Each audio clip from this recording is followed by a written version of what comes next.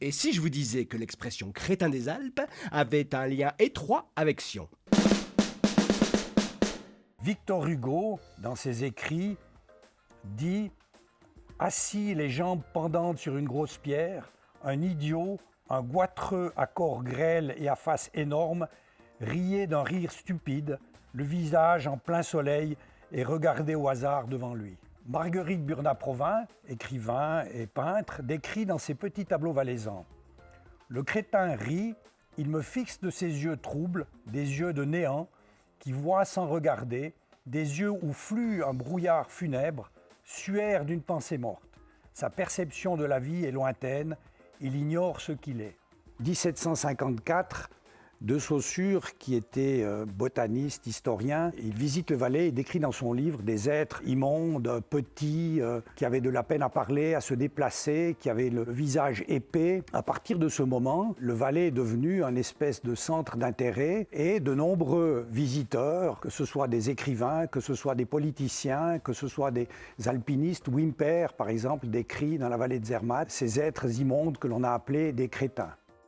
La thyroïde est une petite glande qui se trouve dans notre cou, qui pèse quelques dizaines de grammes et qui produit des hormones thyroïdiennes. Ces hormones thyroïdiennes sont essentielles pour notre vie, pour le développement du squelette, essentielles au développement du cerveau. Si un individu de son vivant est privé d'hormones thyroïdiennes, il va développer tout un cortège de symptômes, si on veut, psychiques et physiques.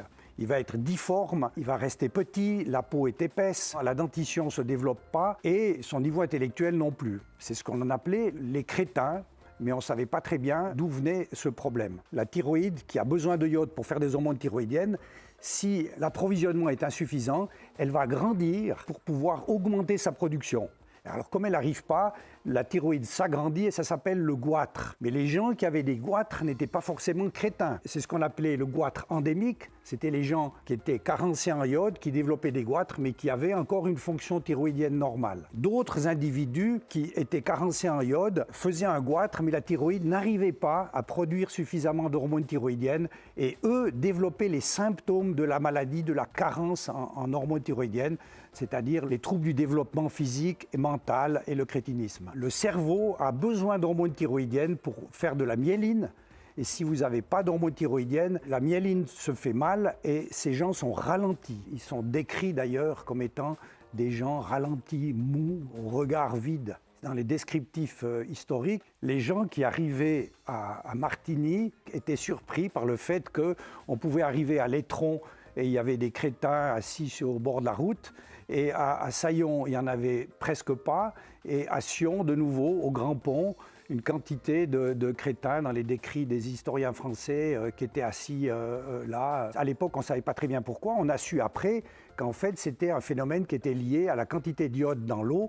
Il y avait donc des sources qui arrosaient l'Étron ou Saillon, ce n'étaient pas les mêmes. Le iode est absorbé dans certaines couches calcaire du sol et il y avait des régions où le iode arrivait dans l'eau de consommation et d'autres régions où le iode n'arrivait pas dans l'eau de consommation. L'utilité du iode a été découverte vers 1810 par Courtois en France et c'est un médecin genevois, Coindet, qui a été le premier à faire le lien entre le iode et la thyroïde. Mais en fait, à l'époque, on ne savait pas que faire avec ces résultats. Ensuite, les chirurgiens, à Berne, Kocher, a commencé à enlever des thyroïdes et il a vu que quand il enlevait une thyroïde, les gens devenaient, quelques mois après l'opération, un peu myxœdémateux, comme les crétins qu'il y avait en Valais. C'est là qu'on a vu le lien qu'il y avait entre la thyroïde et ce qu'on appelle l'hypothyroïdie et le myxœdème. Et c'est seulement en 1915 que Kendall, un Américain, isole l'hormone thyroïdienne.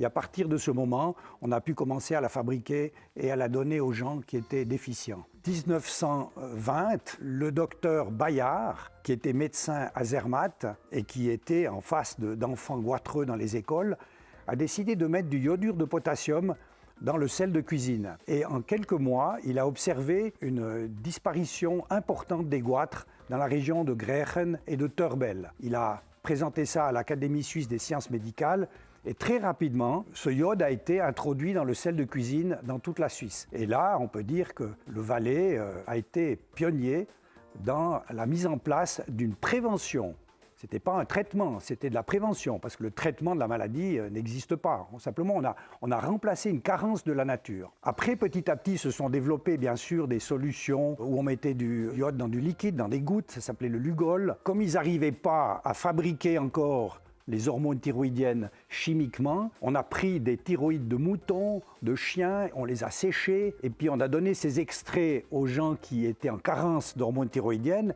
et qu'est-ce qu'on a vu? Qu'ils se sentaient beaucoup mieux, qu'ils étaient moins fatigués, ils n'avaient plus cette peau épaisse et ce faciès un peu hagard des crétins et c'est seulement plus tard qu'on a pu faire la synthèse de l'hormone thyroïdienne et l'administrer sous forme de comprimés, ce que l'on a aujourd'hui, des médicaments comme l'Eltroxine, le Thyrox, qui sont des extraits d'hormones thyroïdiennes synthétiques. Donc aujourd'hui, l'hypothyroïdie, le déficit en hormones thyroïdiennes n'existe plus dans le monde.